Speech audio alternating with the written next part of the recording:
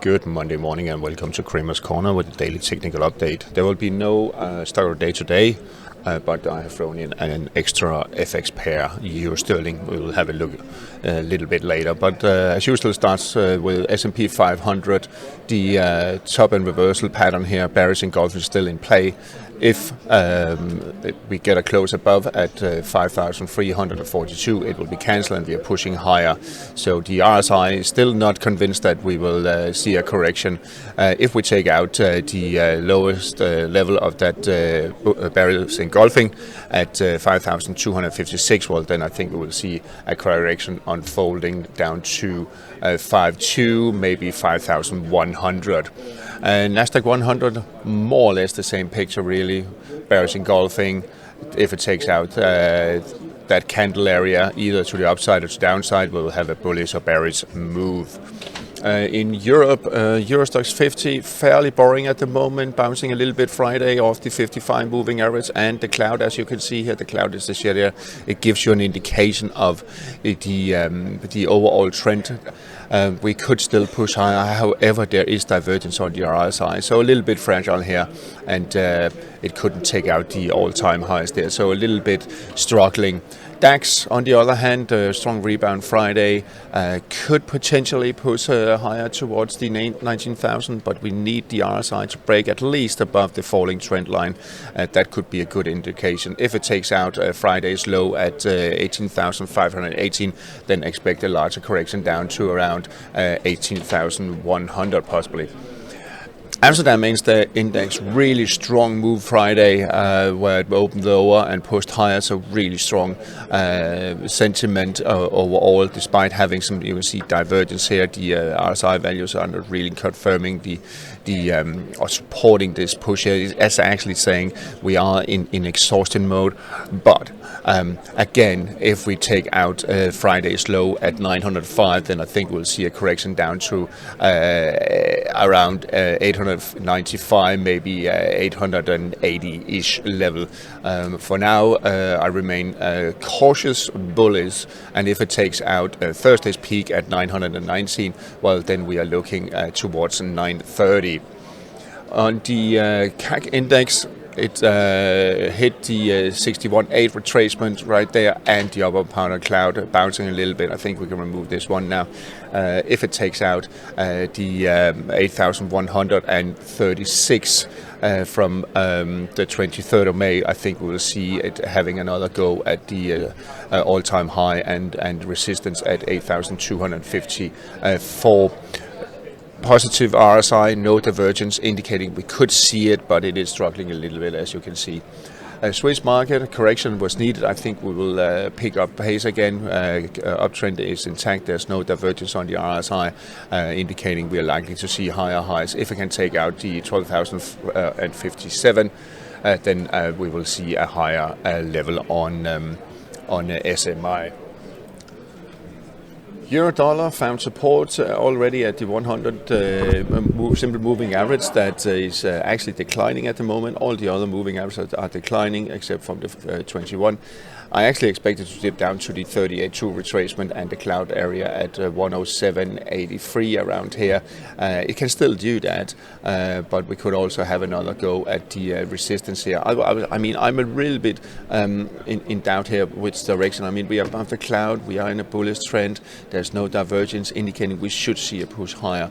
If it takes out 108.85 once again, and especially the previous peak here at 108.95, I feel fairly confident we will have a push towards 110.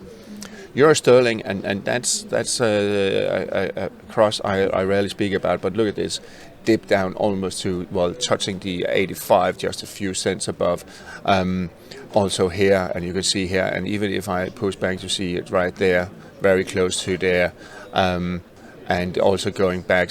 And that was actually where the uptrend started back then, around 85. So it seems to be a really, really key support level in the short and medium term, you can also see here on the weekly why it is, and if it does take it out, and especially closing below, well, then we could be looking at 83, potentially lower, but 83.40 around that level, 84, 83.40. So really interesting times for Euro Sterling at the moment, and cable sterling dollar pushing higher. I think we will have a test at the 128 resistance area fairly soon. No divergence on the RSI, showing positive sentiment, seems fairly strong. Dollar yen, on the other hand, seems to be struggling really around the 157 and a change. The 61.8 retracement here, 157.05. I wouldn't be surprised if we see a little bit of a setback before maybe another push towards the 158.45, which we should read, because RSI is not showing any divergence.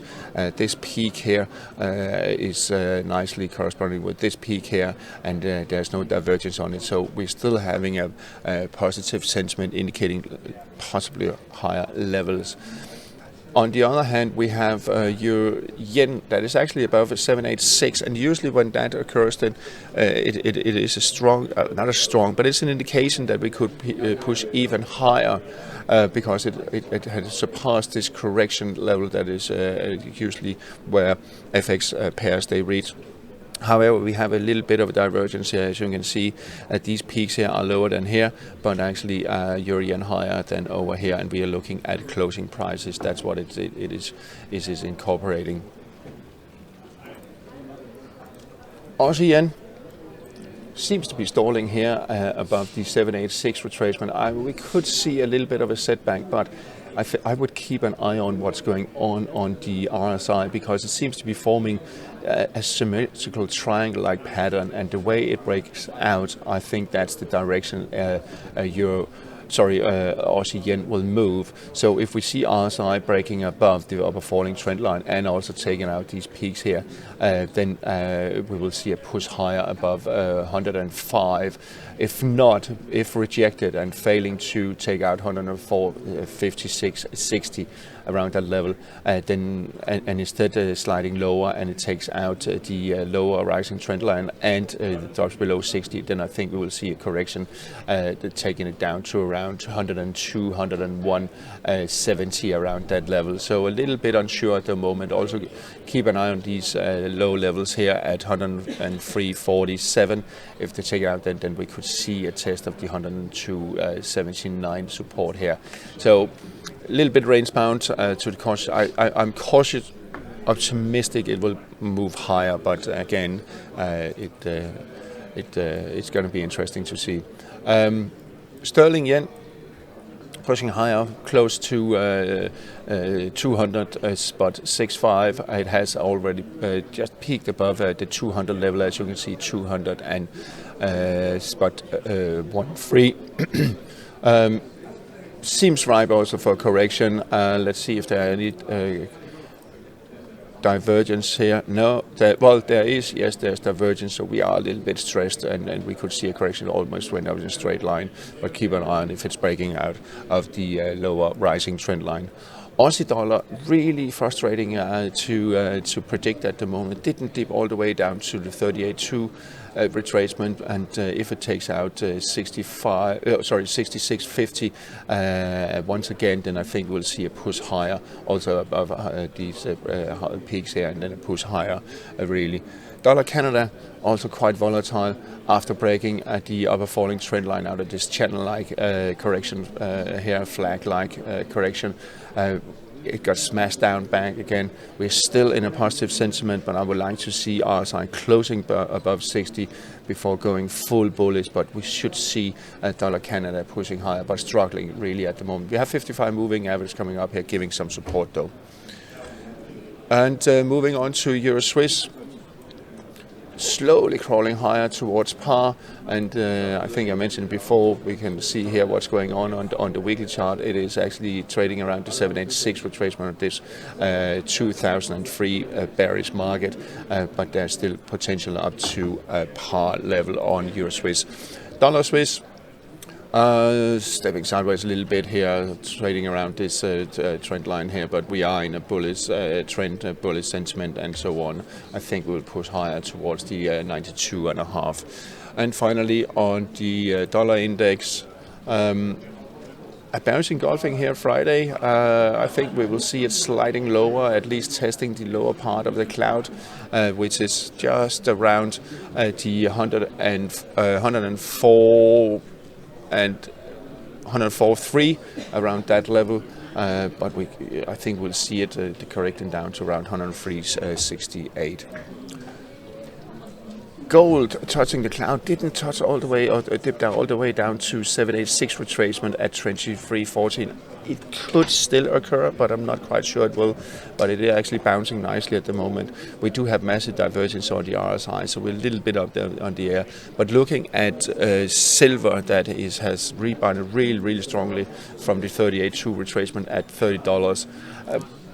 Really rebounding. And lately, especially lately, silver has been kind of front-running or starting the party where gold then has followed. So as we can see, we are bouncing here. There's no RSI divergence. Actually, this peak here is higher than over here, and the same here. So we are in for higher levels on silver. If it takes out $30, well, then we'll see a correction down to around 28.5. Platinum. Spot prices, really strong bounce just below the 38.2 retracement, but at the 1,015 key support. This support area fairly strong and really strong bounce, and no RSI divergence, indicating we are likely to see higher levels on platinum. Platinum looks very strong and potential up to around 1130. Copper. Hovering around the 474.5 level, the 61.8 retracement right there of the last leg up, likely to bounce here. However, if it drops below, well, then we could see a sell-off down to around 462, 460, but I don't think it will materialize. We do have a little bit of divergence on the RSI, so a little bit of stress that we had this top and reversal pattern in place. So be cautious around current levels until it either pushes back above 480 or below 474. On the energy side, we have WTI crude oil testing the 76.60 support once again, bouncing a little bit. I would say we will be range bound between that level around here. I think we can move down and say, okay, it's probably around these levels here, as you can see, around $76 and up to around 80 and a change. And Brent crude oil also at the 81.40, 80 spot 70. I think we will see a little bit bounce up to just around 84, maybe 84.75. The US Treasury yields, the 10-year, could be called range bound here between 435, 430 and 453. It really needs to break above 453 for upside potential, or below 430, 429 for downside. All right, that's all for today. Remember, UK is closed today, so maybe we'll get a fairly quiet day, especially in the afternoon. Have a nice day and happy trading.